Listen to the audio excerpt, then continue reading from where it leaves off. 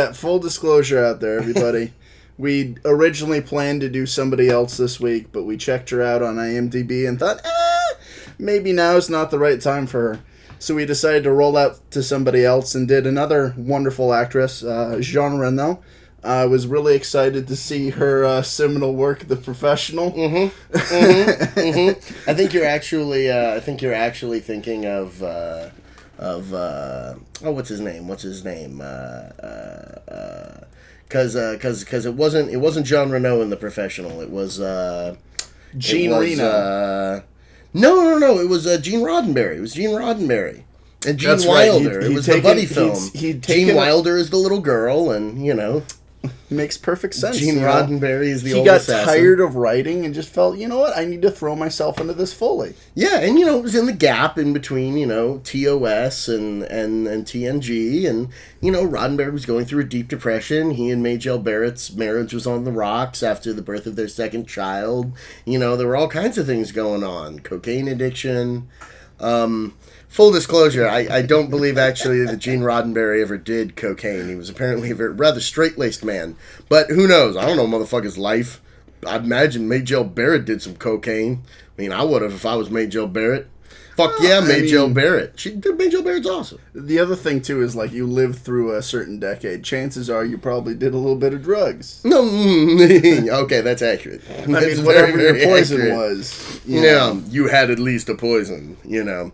Now, shockingly, you would think that after that whole preamble, today was going to be about Majel Barrett, who's actually another great... Yeah, Majel Barrett would actually be a great person to do for a podcast, because she's done all kind of weird shit.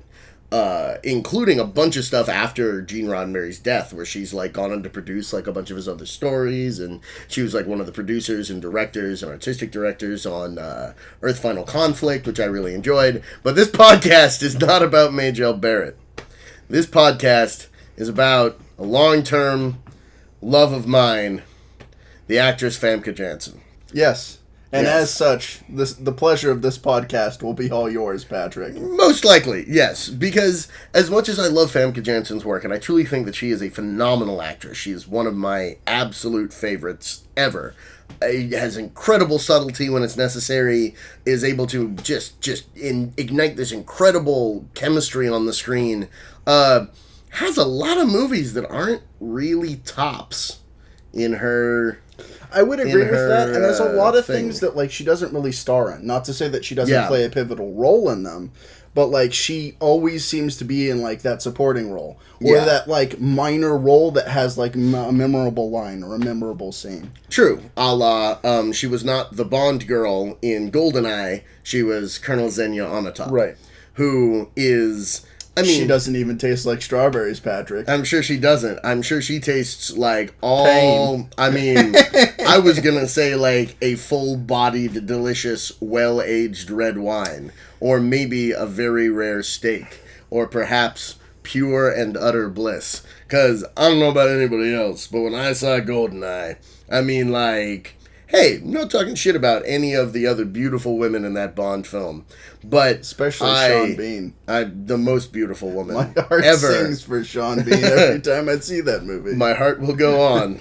My heart will go on. Alec Trevelyan. Just even though that your heart will not go on, Sean Bean, because you die all the time.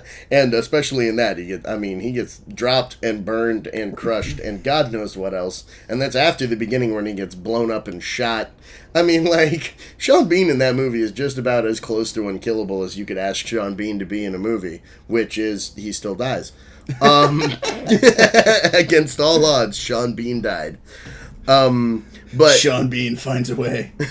Life finds a Sean Bean and leaves him on a corner. But I always, going back to that, because the earliest thing that I watched that she had done was the TNG episode, The Perfect Mate, which has some, on rewatching, some awkwardly gendered stuff in it where I'm like, I really wish they'd replaced the word men with people in a lot of these lines because it would have made more sense. But, I mean, you could theoretically argue that their species does not have a homosexual component, which is true of certain certain species in nature. But it was that was slightly. I was kind of like, I mean, you know, empathic metamorphs. You know, I mean, who knows what they're into? Specifically with that, it's difficult in the Star Trek universe as a whole, balancing progressiveness of trying to show this future where it's more of a utopian society. A lot more things are integrated within the culture and, Earth, Starfleet, whatever, versus the rhetoric of the day in which it was being shot and filmed. Yes, which was an issue that I thought cropped up semi-regularly, specifically on TNG, and popped up a lot less on Deep Space Nine. They had made the common discourse had changed by that point, because it was seasons like 6 and 7 of TNG. But I did find it really interesting that a strong point is made, because one of the core elements of the whole thing is that this is a woman who is being essentially given away in an arranged marriage in order to stop a war between two worlds. And just as an explanation for any of you out there who haven't seen The Perfect Mate, Season 5, Episode 21 of Star Trek The Next Generation, essentially Famke Janssen plays what is referred to as an empathic metamorph. So she is a member of this species. Empathic metamorphs happen 99 times out of 100. Like, they're relatively common in males. There's relatively common male empathic metamorphs. Only 1 out of every 10,000 is a female I believe it's empathic 1 metamorph. out of every 7 generations or something like that. I think it's 100 generations, because the whole thing is that they've been at war for 2,000 years, the two planets, because they've been waiting for another female empathic metamorph to be born so that they can be like, here. They also lived to a fucking ripe old age. I mean, the dude was 200. Yeah, homie is 200, yeah. Which is an interesting other thing to look at there. It might have been 10 generations, I can't remember offhand. But essentially, she's been given away in this marriage, and the way that what empathic metamorphs are intensely intuitive empaths who are able to sense everyone's emotions and essentially the content of their character, if not their actual precise thoughts, and whose psychological makeup shifts to match whatever is the most appealing to the person in the room who they are at that point imprinted on romantically. And the point is made repeatedly throughout the episode. There's this kind of push and pull between the idea of, is she doing this of her own will? Is she actually been brainwashed since childhood into this is what she wants to be? What is the morality of the situation? And she makes the point very early on that what makes metamorphs happy is being able to please others and finding someone who you really like and who makes you like yourself, because you're a different person with every single person that you meet if you're a metamorph. Finding someone who makes you like yourself and whom you can please with all of your being. And the core of the episode is them trying to transport her to this conference while she is shifting from character to character to character to character to character until finally realizing that the true love of her life is Captain Jean-Luc Picard. And Picard going oh my god, I can't do this. I love this woman. And it is literally Prime Directive 101. Oh, Jesus. Oh, God. Well, not only that, he is truly a good man at heart. Yeah. And this is the way to, bring peace for...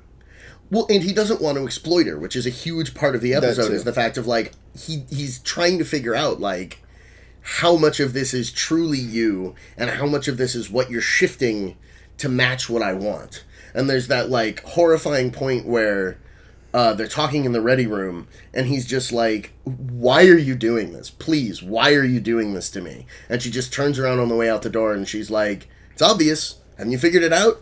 I wouldn't be doing this if some part of you didn't want me to do this. And she walks out of the room, and Picard's like, oh, God, and goes and talks to Beverly for a good, solid dose of cold water. But watching that episode, that was, for me, the original, other than having a huge crush on Colonel Xenia Onatop, which we can address my romantic and love map issues later, and why that was my sexual awakening. Another time, it wasn't my sexual awakening. It was actually Princess Daphne from the Dragon's Lair. You know that old cool video game? She was my sexual awakening at the ripe old age of 3. Regardless, watching that episode and seeing Famke Janssen in it was what really catalyzed my opinion of her as a truly spectacular actress, because she shifts so precisely and so beautifully from character to character in just second to second in the scenes, like switching Riker, Worf, directly relating to Data, who doesn't have something that she's actually running off of, hitting the miners in the bar, hitting Picard, all of the different potentials that she's like popping out. She does such an incredible job shifting that so subtly and so beautifully that was really kind of my introduction to my love affair with her acting talents. And I apologize for this horrifically long-winded explanation. No, it's cool. I figured I'd let you say your piece before I have some sort of rebuttal and you decide the need to kill me. Okay. You can see where this is going. I don't have a problem with her acting talents, and I don't think she's some sort of hideous monster, but I'm definitely not drawn to her in terms of her acting talents or her beauty. And I think part of that is I didn't really have that same connection with her early on that you did. Makes sense. Like, I definitely knew about TNG. I'd seen TNG episodes, but I didn't fucking see Perfect Mate when it was any close to any time that it had just come out. I only got to see that episode doing, like, the subsequent marathon. And, like, the first thing that I really saw her in was her character in GoldenEye, which is an interesting character, and it's got certainly some strong aggressive traits, and I can see why one would be drawn to her. But me particularly, back when I was growing up, and even to an extent now, like, the character is painted in such a way that she's a little bit reviled in my eyes. And, like, really didn't do anything for me there. So, I mean, I guess what I'm saying is, like, I respect her at the end of the day, but I just don't have this love for her that you do. It's like, you preface this with all these flavors, and like I can kind of see that, because I was thinking to myself that she's like, you're going for some ice cream, and like there's a bunch of different flavors, and like you're gonna have some that you like, some that you don't like, some that you're just all right on. Like, she's like a really nice Rocky Road ice cream. A lot of people like Rocky Road. I'm not big on Rocky Road. I feel that's funny, because actually I'm not big on Rocky Road. Well, I was gonna say originally, because I mean, she's also, again, she's in a lot of that supporting role a lot of the times. So I was thinking, like, she's a fine-crafted vanilla ice cream. Okay. I could see that, like a really, really, really good French vanilla. Right. And when you applied need something correctly, else there with it to kind of boost, A, its performance, and B, give some more substance. But, like, it's still worthwhile on its own. I could say, and I mean, French vanilla is actually my favorite. So that's kind of the perfect, image there. Glad I didn't strike out on analogies.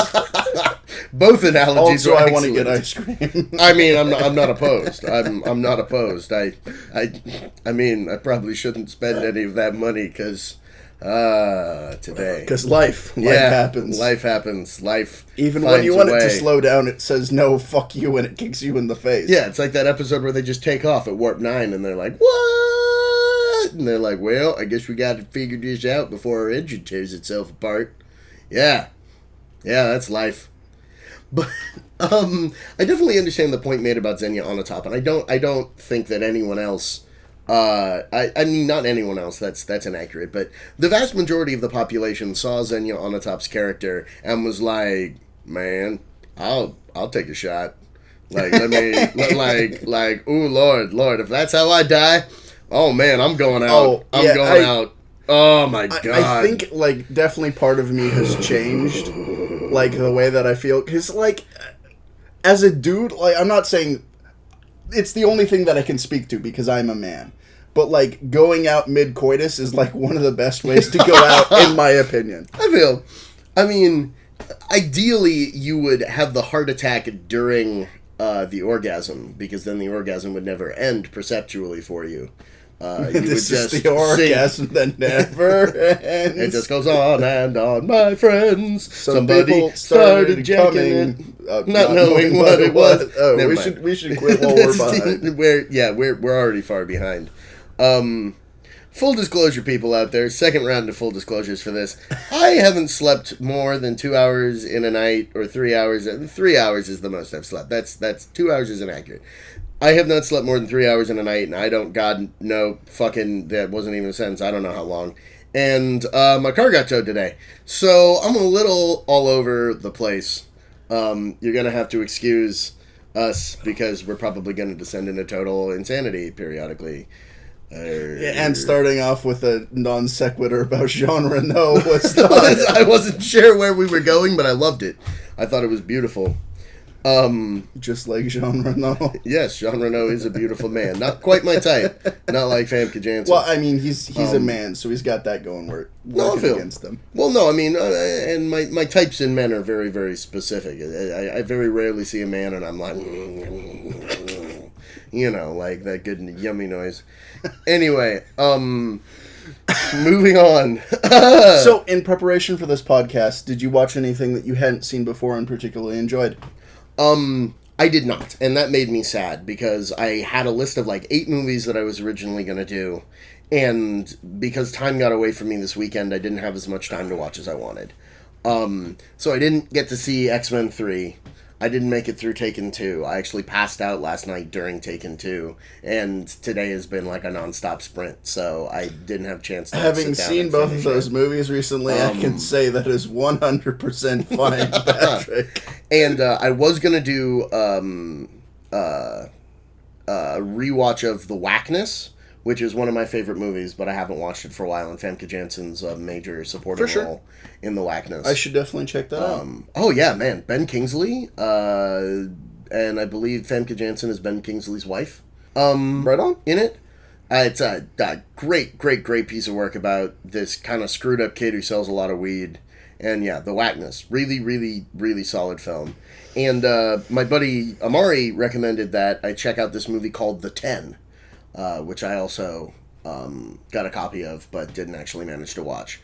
But I rewatched the first 2 X-Men movies as well, which I haven't done in a really long time. And that was interesting from a standpoint of, I watched the first one a few times because my parents had it on VHS, and I saw the second one in the movie theaters, but I only saw it that one time in the movie theaters. So coming back to that was really kind of funky and enjoyable for me because I was like, oh, well, wacky. And I wish I'd gotten to see Taken 2 because I was like, God damn it, you're shit. Because that's the one where she has much more of a role. Not really. Really? Having seen it, not really. There's That's a bit depressing. of interplay in terms of like relationship, trying to patch things up with Liam Neeson's character from the first film, which I didn't see. So jumping into Taken 2 I watched Taken 1. Was a horrible idea. But like to me, like sometimes I choose to do a lot of things knowing that they're stupid just to see what the spin is on it and see how well they were able to grasp new audiences for the film, since you know it's partway through the series, but obviously you're gonna have people seeing Taken 2 that haven't seen Taken 1. Yeah. And it didn't work out well. That was kind of, I'd never seen Taken 2 specifically because I was like, I mean, Taken 1 ends. That's basically the story. They kidnapped his daughter, and then he kidnapped his daughter back. And what's chapter 2 gonna be? And I heard like basic plot stuff about 2, which I thought was an interesting idea of, okay, you did, declare war on like 5 different criminal syndicates, so, it makes sense that they were like, okay, who was this guy? Who just killed 70 of our men? Let's deal with that. But yeah, I was not encouraged by reviews. There's some great individual scenes in it. Unfortunately, a lot of them don't really feature Famke Janssen. And the other unfortunate thing is, having not seen Taken 1, a lot of the emotional interplay and relationship stuff could have been really powerful, but it didn't reestablish a base in it for me. Yeah. That I was kind of like, all right. Like, this is clearly your now divorced ex-wife who's been in a relationship with this other dude that we don't fucking ever see, but, like, things are on the rocks. He's not in He's not in Taken 2. Wow. So that's like funny. it's such like this weird like emotional drop, and then like basically the whole thing is like Liam Neeson's trying to get back in with his family's life because he misses his wife and kids. So he's doing a job in Istanbul for a few days, and then he suggests that they come down and visit him. So they come to visit him, everything's going good, and then shit hits the fan because Marco's pops has come for that ass. Yeah. So he Marco kidnaps from Trepoja. He kidnaps the entire family in an effort to get his revenge, and it doesn't go so well because Liam Neeson has a certain set of skills that he's honed over his career. Does he actually do the speech again? No, Please he doesn't. fucking tell me. Okay, thank God. I was gonna say if they actually have him do that again, I'm gonna be like, what? Towards the end when he's in the car with his daughter, and she's like, "What are you gonna do?" And he's like, "What I do best." Like obviously not like that, but it was a definite nod. I don't wear hockey pads. What I do best. No, which is excellent. And I'm glad that they had at least a little nod, because I do love Taken 1. I thought Taken 1 was a great film, though it's funny you saying that, because you haven't seen Taken 1. They don't build that up in 1. Okay. Like, it starts, and he's sad and divorced, and not really a big part of his daughter's life, and kind of shows up to be like, "Oh, hey, happy birthday, darling. I remember you liked singing, so I bought you this shitty karaoke machine thing." And she's like, "Oh, thanks." And his wife's like, she hasn't wanted to be a singer since she was 9. Brian.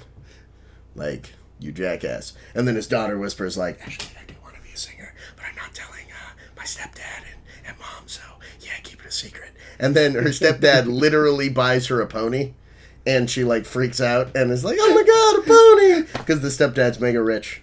Right, of course.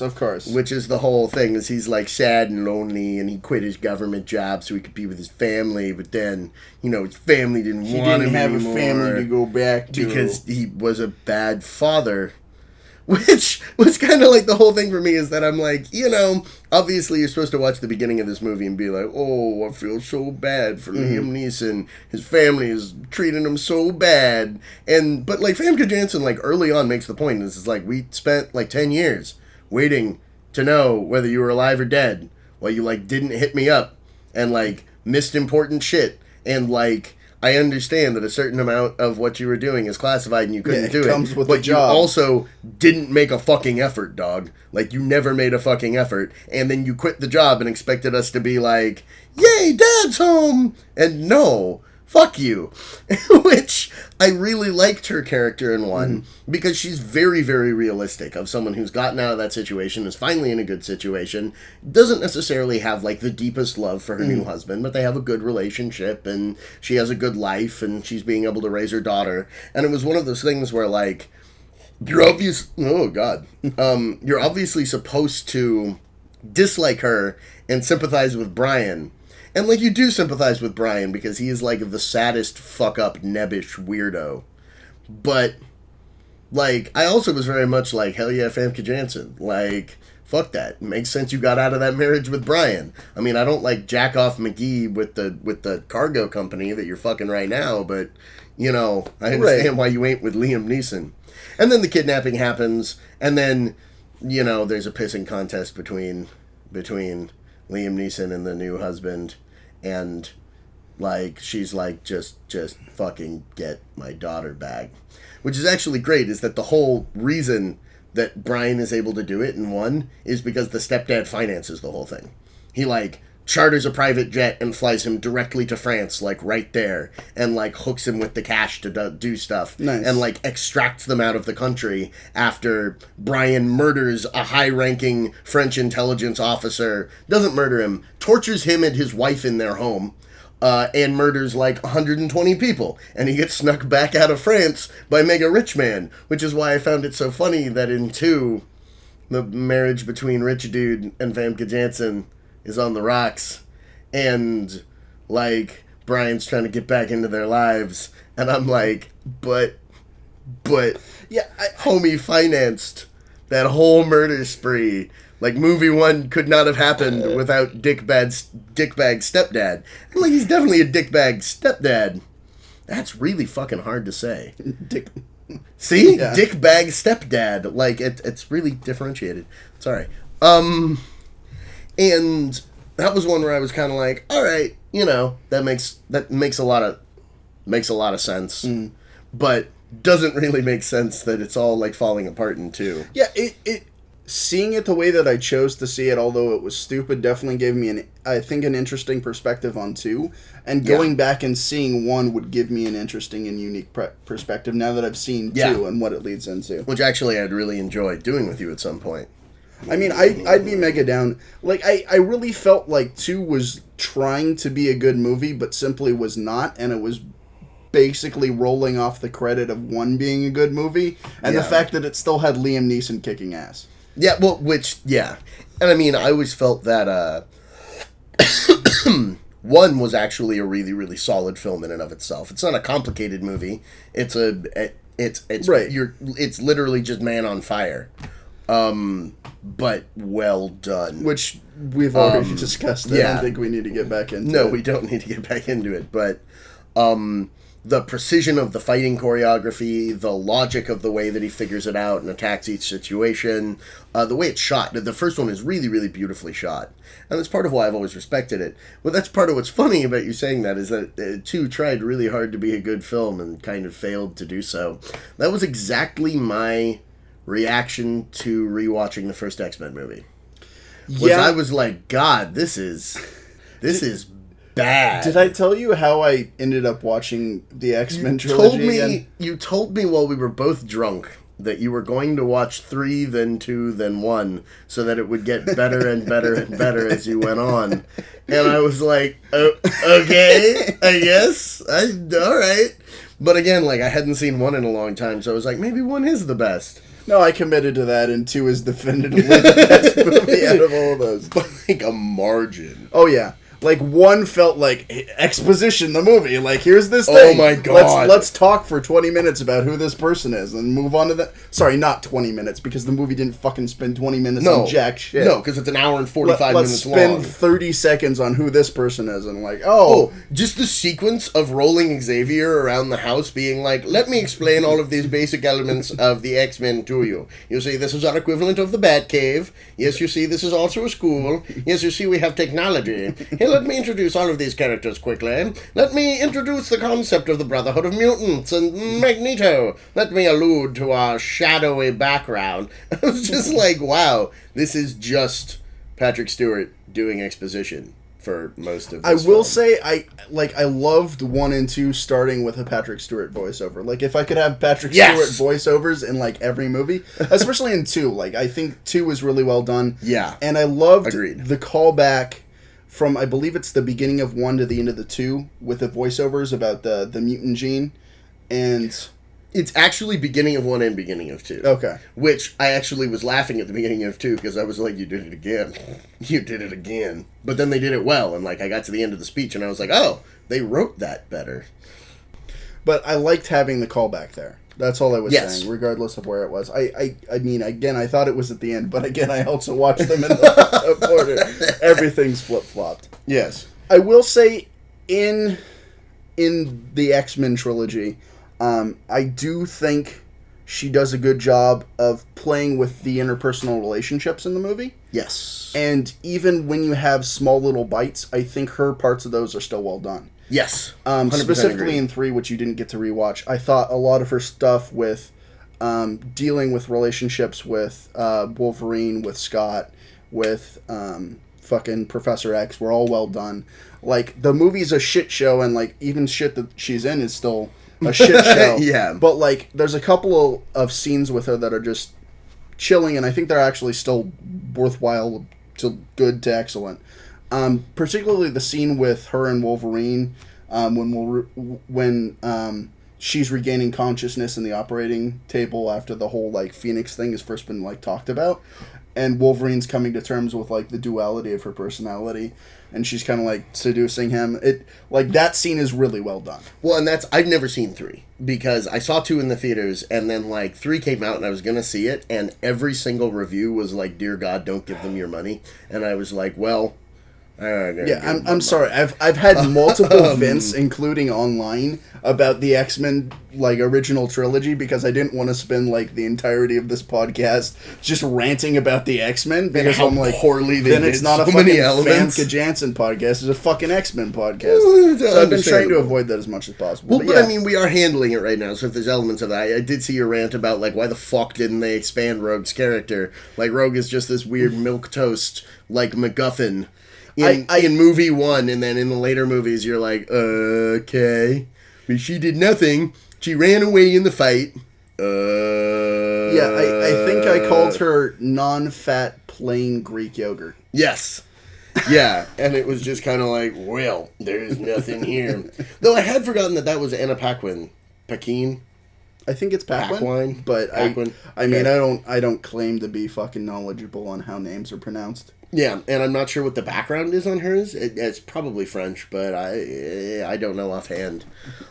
She's the distant third cousin of Manny Pacquiao. My God! I mean, she doesn't quite have the general Filipino phenotype. She eats balut every day, Patrick. Don't fucking question it. Hey, man, if she wants to do that, more power to her, and I will join her for lunch. I love balut. Balut suits. We're gonna eat balut in our balut suits. Wait, this seems wrong. Just dressing up as balut at a balut place and eating piles You are of what balut. you eat. I mean, it's that's a whole living. Nice.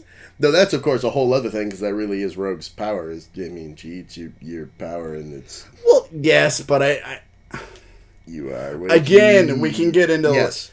They didn't actually go into the range of her powers that they show in the comics. In the comics, it's really way more interesting in the way that they do that. Yeah, I'd like to see the third one specifically for that because I enjoyed the build-up that they had of Jean Grey's character throughout 2 in particular. Moving towards that Phoenix Force point. And at the end, when she does finally ignite and saves them at the end from the fucking wall of water. Because it's a thing that's totally seated, and if you know, you know, and if you don't, you don't. And then it's something that you get to see talked about, explained more in detail in the third film. Right, which I was looking forward to seeing.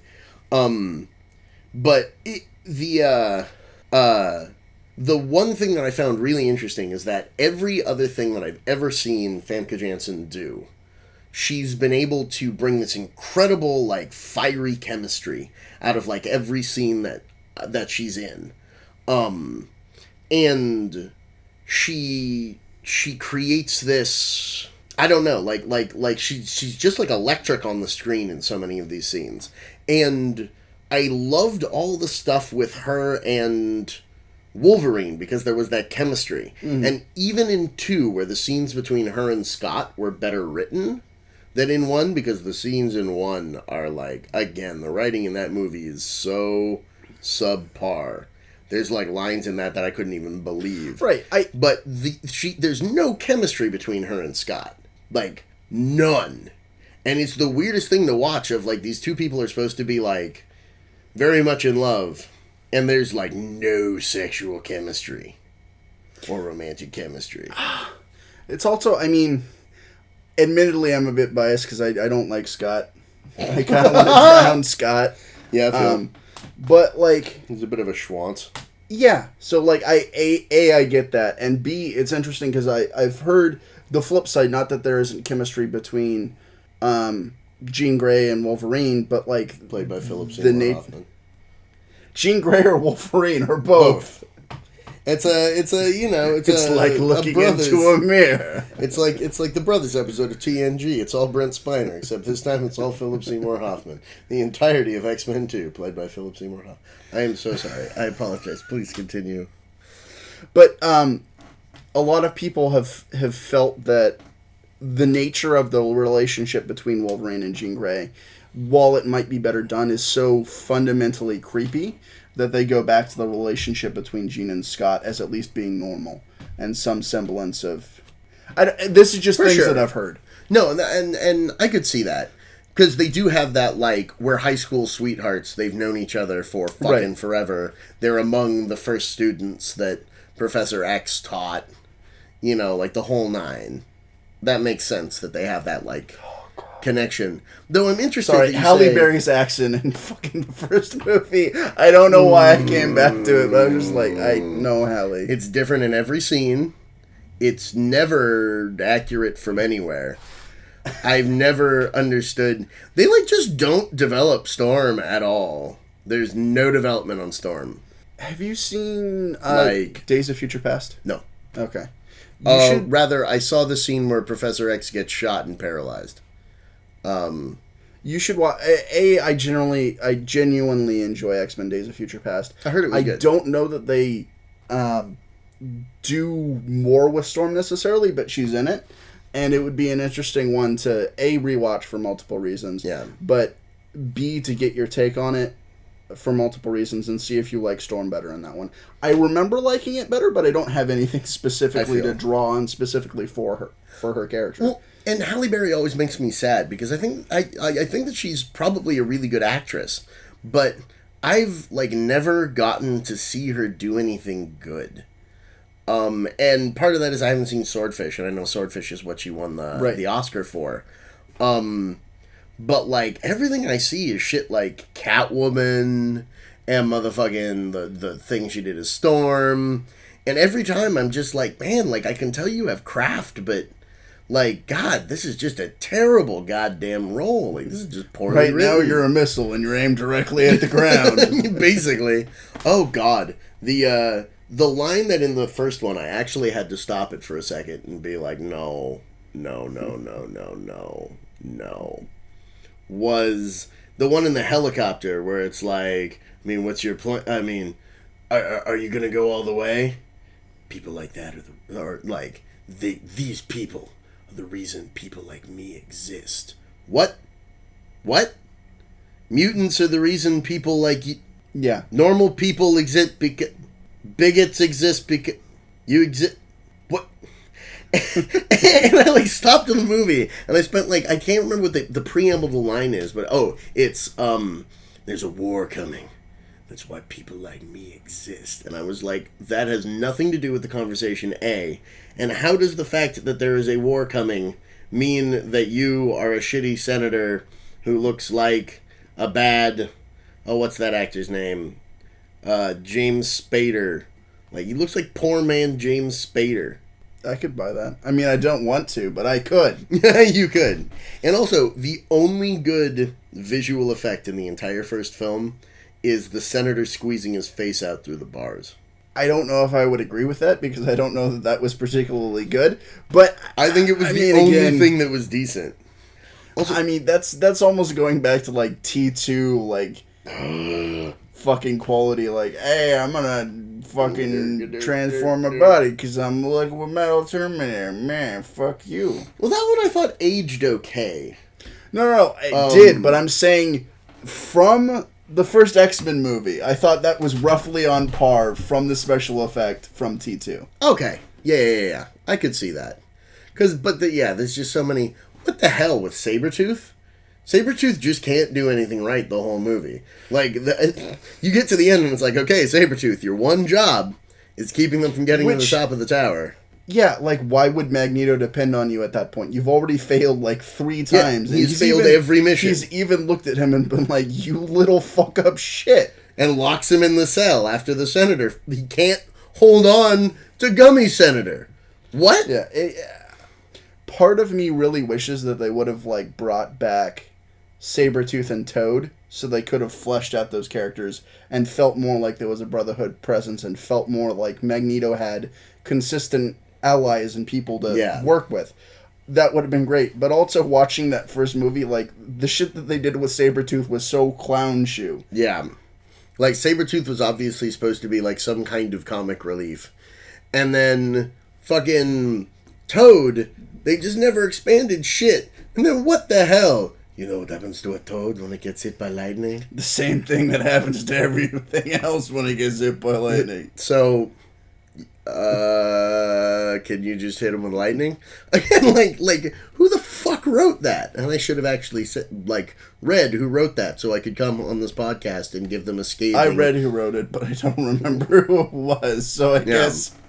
I guess you live to fuck up another day. Whoever you are, you dodged the bullet here. I think, both positively and negatively, if I recall from looking at who wrote each movie, that the writers, there was some continuity with writers, but more people got added into the fold each time. Nice. Well, yes and no. Well, because 3, one of the big criticisms I heard of 3 was that it was all over the place, which makes sense. They added too many people to 3. And 2 had the right balance because it was tight, it was polished. Right. I felt that it ran a little bit long because they had a few too many storylines that they were trying to tie up. But I can't really fault the movie for that too much because it's stuff that they seeded in one. Yeah. And they were actually trying to follow up on all of those plot lines. Up to and including the whole Stryker Weapon X weirdness. Coming back to that movie and knowing more about the universe, I was a little bit like, okay. I mean, as far as I knew, Weapon X was a purely Canadian program. But, okie doke. However you guys want to...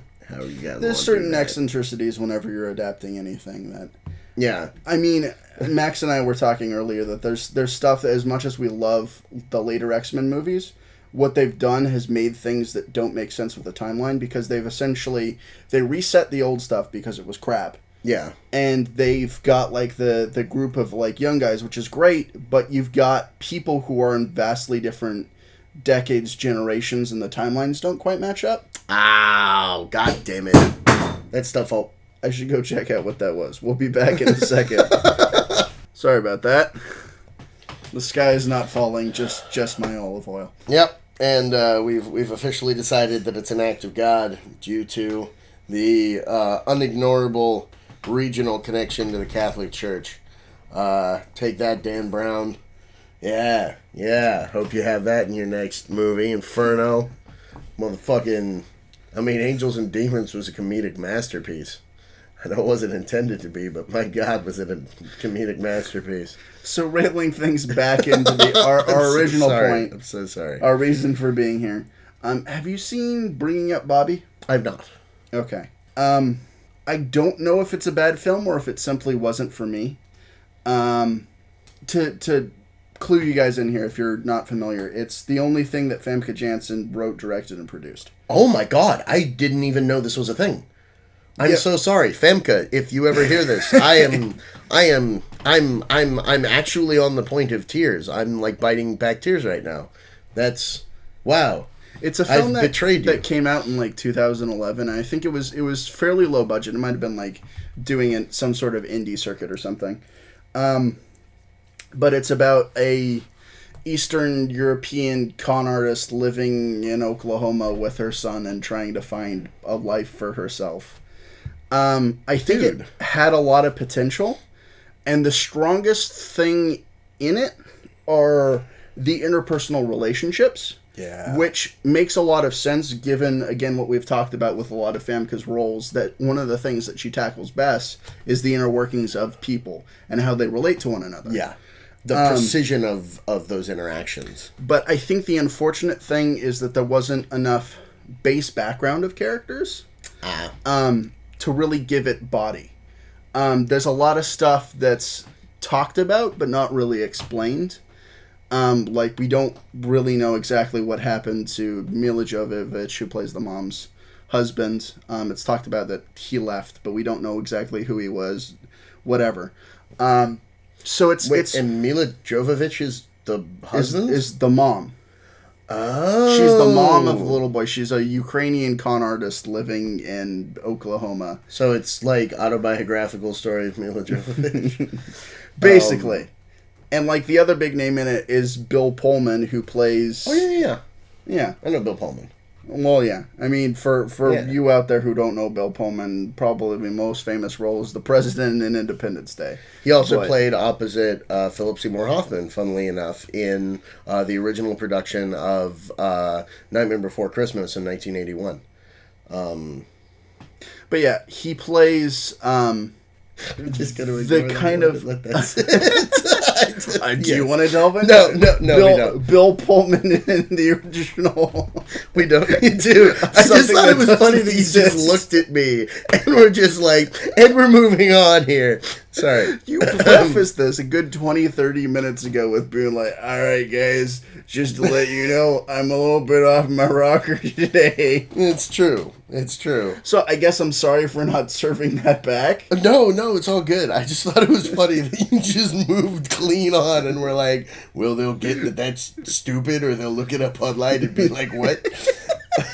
But yes, sorry, go for it. Who ends up becoming the her Mila Jovovich's kid's like basically adopted father, because Mila Jovovich ends up going back to jail, and then he ends up taking care of her kid. Okay. Awkward. So there's a lot of it, especially.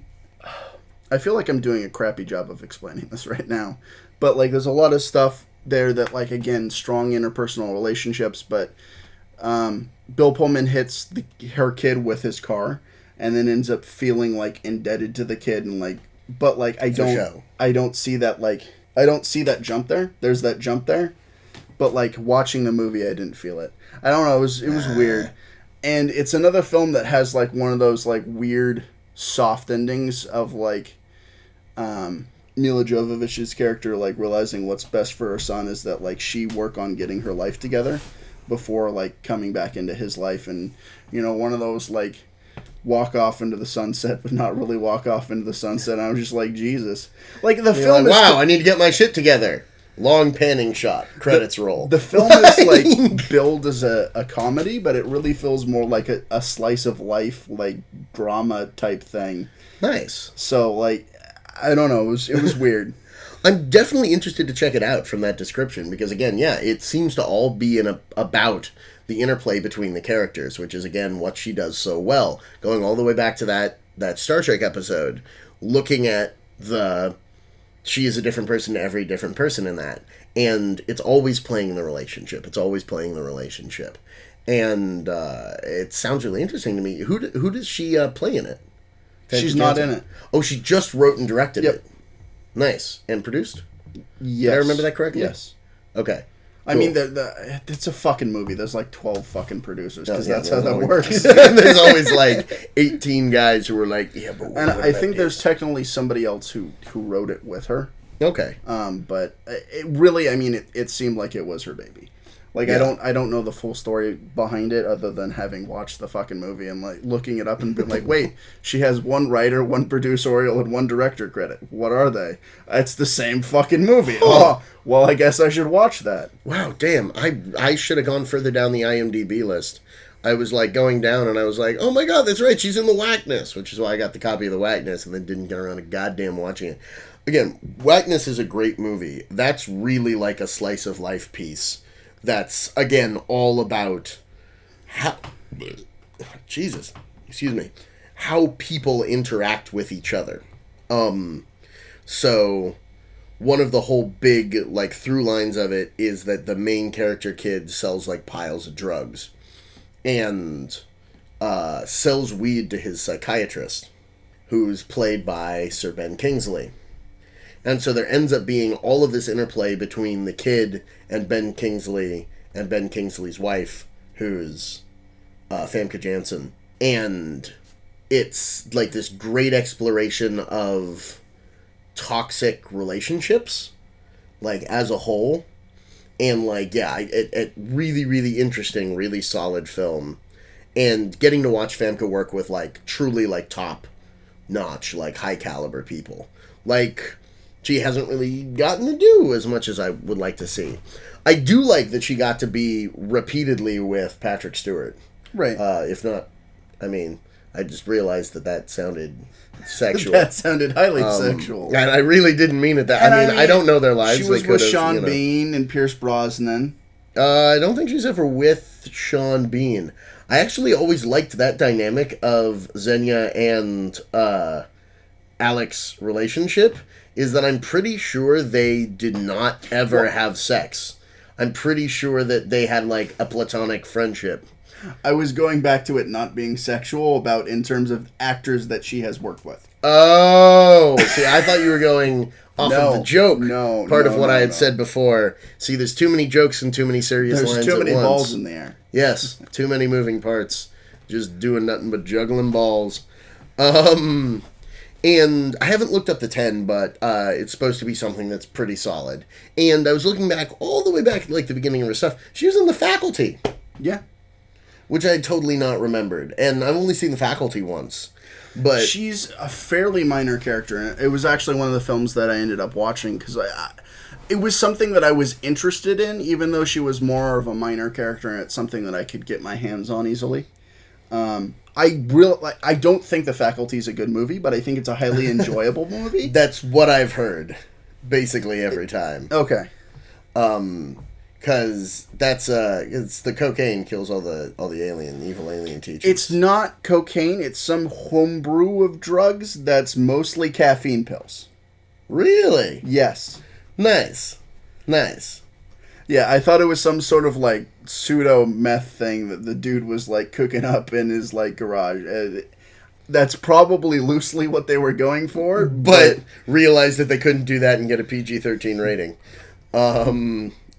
Meth is the secret to killing all these aliens that are invading your high school and taking over. You want to stop your evil teachers from being evil teachers? Give them meth. Because rural Ohio is the most obvious place for an alien invasion. And it's definitely the most logical place for a giant meth lab in somebody's basement. Well, yes. Which... It was actually a garage, not a basement. It was a garage? All right. To be fair. I saw The Faculty once long ago, very wasted, and most of my knowledge of it comes from talking to people about it. I think it's definitely a good film to go back and rewatch. Like I said, I definitely don't think it's a good movie, but I enjoyed it a lot. I mean, I don't even know if I would say it's in the B horror movie category, but it's a fun ride. It's got a lot of people in it too. Like, it's definitely one of those things that you'll go back. And, like, some people you won't even fucking know their names, but you're like, oh, it's that motherfucker from this. Like, nice. Elijah Wood's in it, and he looks like a goddamn baby. Yeah. Which is always funny. Like, Jon Stewart's in it, and he looks young as hell, too. He's the science teacher, if you remember. Yeah. Wow. I never fucking placed that. When did The Faculty come out? It was late 80s, right? No. It was late 90s, I believe, though. It was 98. Oh, for sure. So that was actually after GoldenEye. Funky. Well, that's just interesting to see how many different, like, super, like, famous actors who really, like, made media penetration Famke's worked with over the course of her career. And that's part of why it's frustrating that she hasn't made more penetration.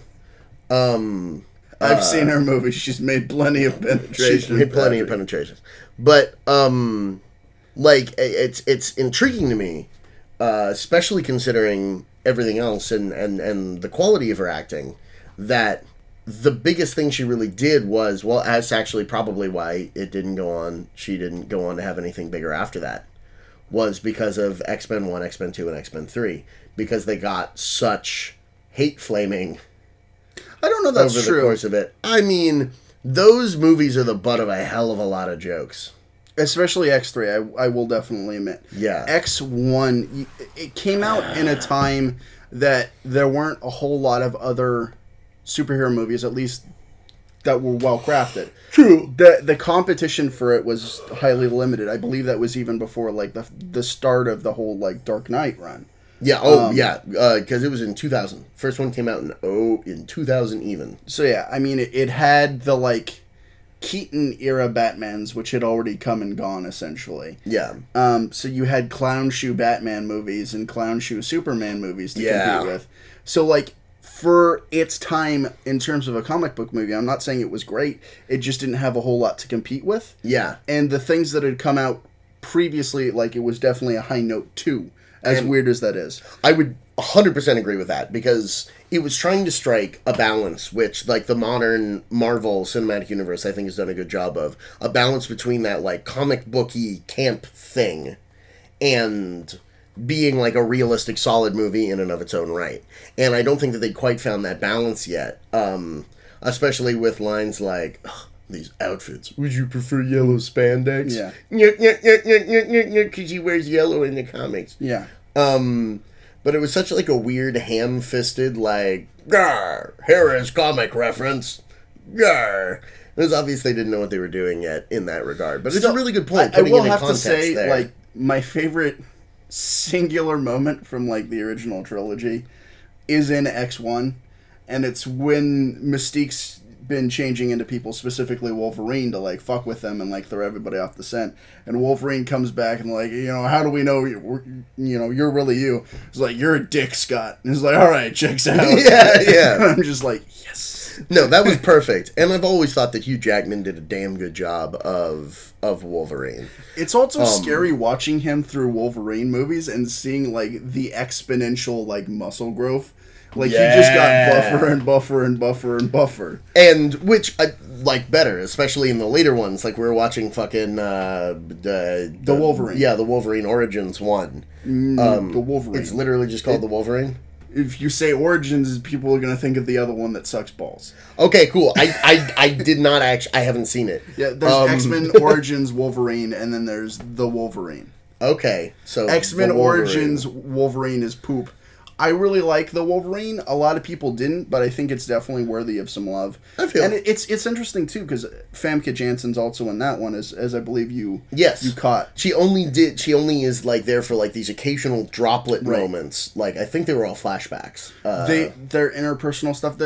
I think there's like a dream sequence thing too, because like he's definitely like he's got the new flame in his life. Wolverine, that is, and he's thinking about. Back on Jean Grey and like... Is it Fireman? Is it Pyro?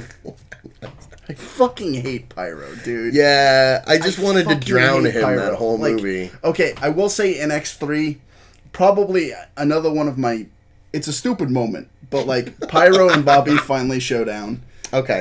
And Bobby beats his fucking punk ass. Yeah. Yeah. He's like, you should have stayed in school. And Bobby's like, you never should have left. As he like goes full like ice mode finally and kicks his ass. Nice. It's excellent. Fuck Pyro. I fucking hate Pyro. Well, I mean, all the way back to him being like, let me show off with my little fireball. And Bobby just freezes the fireball. Which is, again, like, that's rough. But, like, yeah, he way better than you, Pyro. You're nads. He is way better than you, Pyro. That's something that I don't know that they did an excellent job of portraying in the original trilogy, and it makes me sad because I think a lot of people have like a skewed view of who Bobby / Iceman is and how he acts. Yeah. Like they definitely did the whole like very unsure of himself thing, but they didn't really progress too much beyond that, in part because of like there's so many characters and you have to take time out to develop certain people and everything. That was another big beef with both of the first two films. But like it just wasn't time for anyone. Bobby seems like such a whiny bitch in those, and to an extent that's true because he's not fully sure of himself, and that's his biggest problem is that he's incredibly powerful, but he doesn't have the confidence to like, all right, I'm gonna go balls deep and fuck all these guys.